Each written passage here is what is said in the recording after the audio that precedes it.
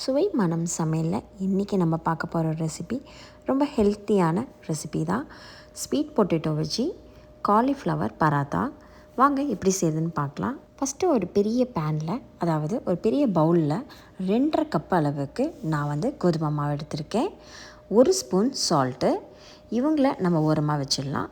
இப்போ ஸ்வீட் பொட்டேட்டோவை நான் நல்லா வேக வச்சு எடுத்திருக்கேன். நல்லா சூடாக இருக்குது. நல்லா சூடு ஆறின பிறகு, லைட்டாக சூடு ஆறின பிறகு நம்ம இது பீல் பண்ணிக்கலாம்.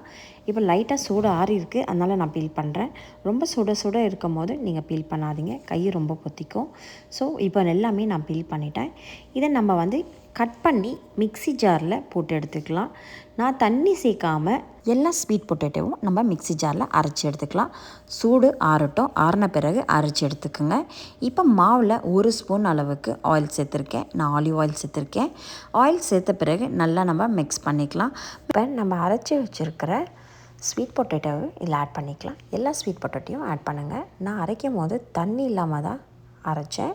உங்களுக்கு வேணும்னா நீங்கள் லைட்டாக தண்ணி தெளித்து கூட ஆட் பண்ணிக்கலாம். நம்ம ஸ்வீட் பொட்டேட்டோ சேர்த்த பிறகு நல்லா நம்ம மிக்ஸ் பண்ணிக்கலாம். நம்ம சப்பாத்தி பதம் எப்படி பண்ணுவோமோ அதே பதத்துலேயே நீங்கள் மிக்ஸ் பண்ணி எடுத்து வச்சுக்கோங்க. ஒரு ட்ராப் கீ சேர்த்து கூட நீங்கள் அழகாக மிக்ஸ் பண்ணிக்கலாம்.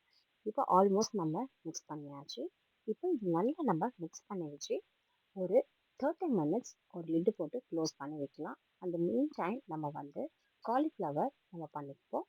இப்போ ஒரு பேனில் ஆயில் ஆட் பண்ணிக்கலாம்.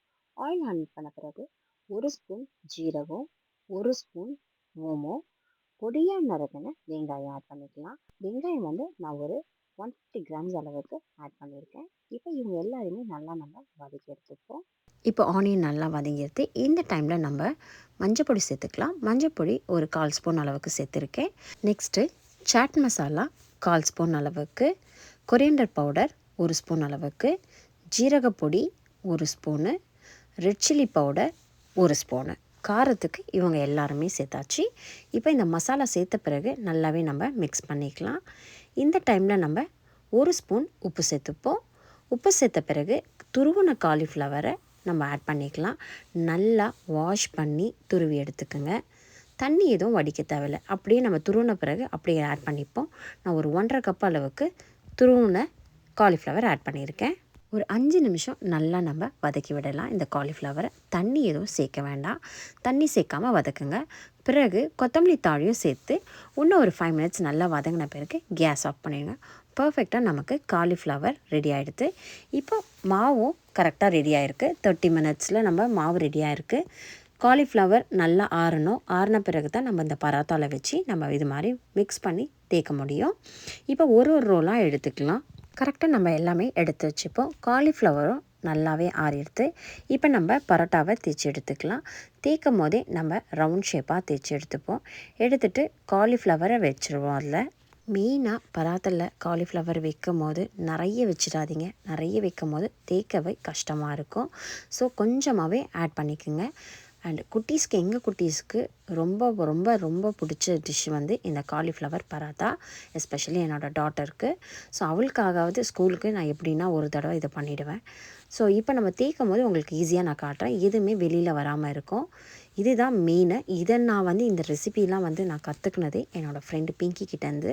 ஃபஸ்ட்டு இந்த நார்த் இண்டியன் டிஷ்லாம் சாப்பிட்றது என்னோடய ஃப்ரெண்டு பிங்கி எனக்கு ஃபஸ்ட்டு ஃப்ரெண்டாக. அவங்க வீட்டுக்கு போகும்போது அவங்க கிட்டேருந்து பழகினது தான் இந்த பானிபூரி எல்லாமே நான் சின்ன வயசுலேருந்து. ஸோ அவங்க பாட்டி எனக்கு சொல்லி கொடுத்துருக்காங்க. எப்படி வெளியில் வராமல் பண்ணணும், எப்படி பரோட்டா தேய்க்கணும், எப்படி இந்த சப்பாத்தி இருக்கணும் அப்படின்றதெல்லாம். ஸோ அவங்களுக்கு நான் இந்த டைமில் ரொம்ப தேங்க் பண்ணிக்கிறேன். ஸோ சூப்பராக இந்த பரோட்டா இப்போ பாருங்கள் ரெடியாக எதுவுமே மேலேயும் வரலை. நம்ம அழகாக இதை போட்டு எடுத்துக்கலாம். ரெண்டாவது, சும்மாவே சப்பாத்தி நம்ம மாவில் பிணைஞ்சி செய்யும் போது இது மாதிரி நம்ம பம்கினோ இல்லை ஸ்வீட் பொட்டேட்டோ, கேரட், பீட்ரூட்னு செய்யும் போது குழந்தைங்களுக்கு இன்னும் ரொம்ப நல்லாவே ஹெல்த்தியாக போய் சேரும். ஸோ அதுக்காக நான் இது மாதிரி நான் எப்போவுமே ஆட் பண்ணிக்கிறேன்.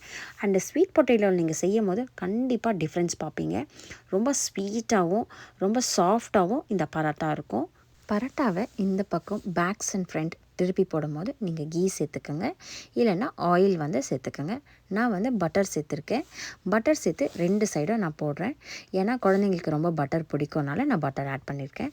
பர்ஃபெக்டான sweet potato cauliflower paratha ready.